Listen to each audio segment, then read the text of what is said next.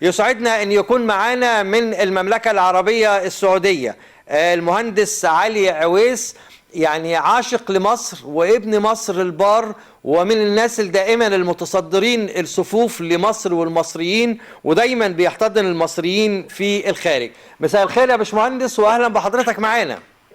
مساء الخير يا امين بيه، ولكل مشاهدي ومستمعي اهلا بحضرتك. حقيقة يا باشمهندس انتوا يعني اللي عاملينه في السعودية، لا ده عظمة على عظمة حقيقي يعني.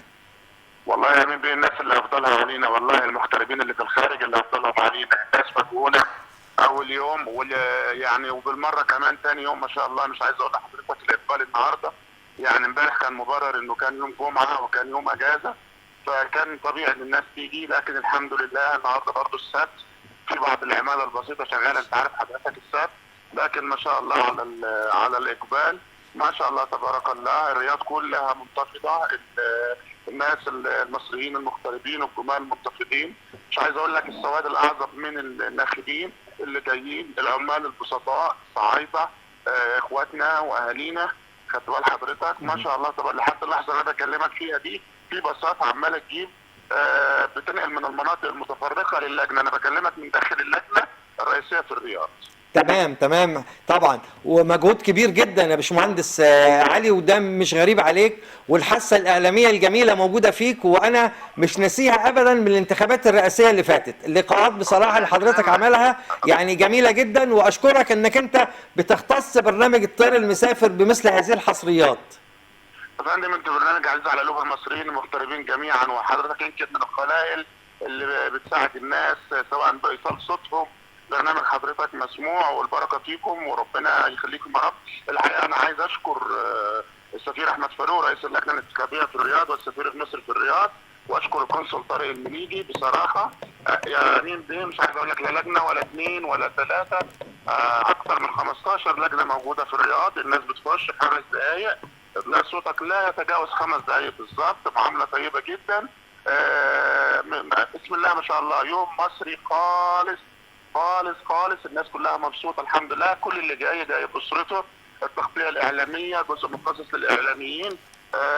مش عايز اقول لحضرتك في ضيوف سعوديين ويمنيين مقيمين في الرياض بيجوا يبصوا يشوفوا احنا عاملين ايه.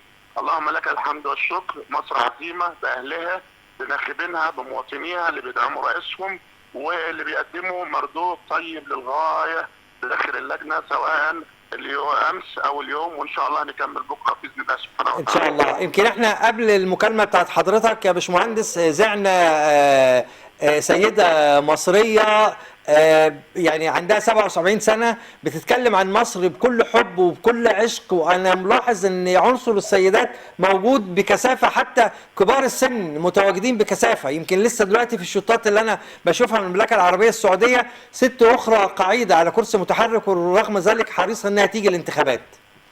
امين بيه انا مش عايز اقول لك، انا بخش عليا اطفال رسم العلم الصغير، بنوته صغيره لسه من شويه رسم العلم، علم مصر، وجايه اللي جايب عيلته. يعني الناس جايه زي ما تقول يعني ايه، احسن البلد فعلا محتاجاهم دلوقتي. كلهم جايين يوجهوا رساله للقياده السياسيه ان احنا ورا البلد وداعمين البلد في الظروف السياسيه اللي موجوده دي كلها. الناس جايه تحافظ على الوطن ده، جايه تقدم رساله للعالم كله ان احنا ورا مصر ورا قيادتها.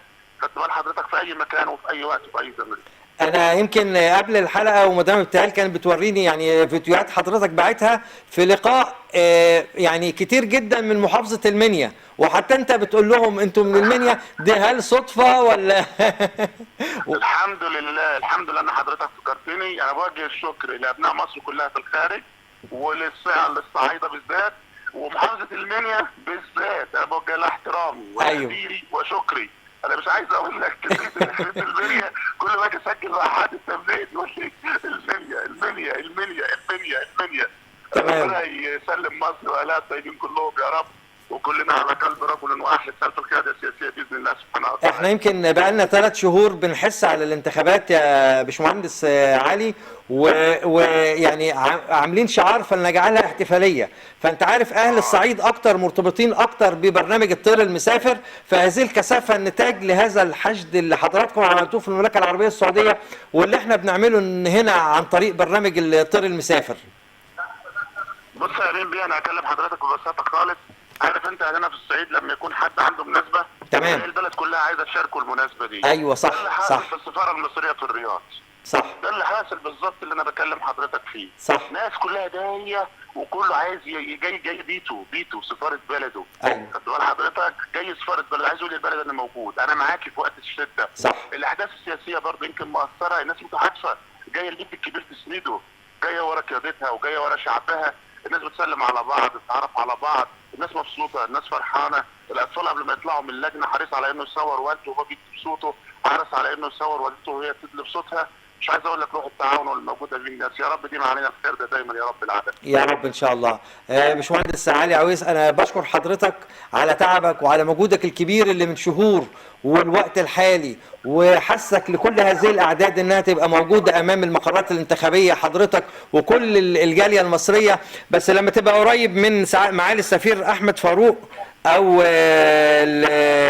القنصل فاروق المليجي، يا ريت يعني يبقى معانا في مداخله برضه، نكون سعداء يا باشمهندس. حاضر يا فندم، حاضر يا فندم، حاضر يا فندم، حاضر. احنا اللي بنشكرك على تغطيتك الاعلاميه المميزه، وان شاء الله اليوم بكره كمان مع حضرتك باذن الله سبحانه وتعالى. ان شاء الله باذن الله. شكرا يا باشمهندس، شكرا جزيلا. شكرا جزيلا.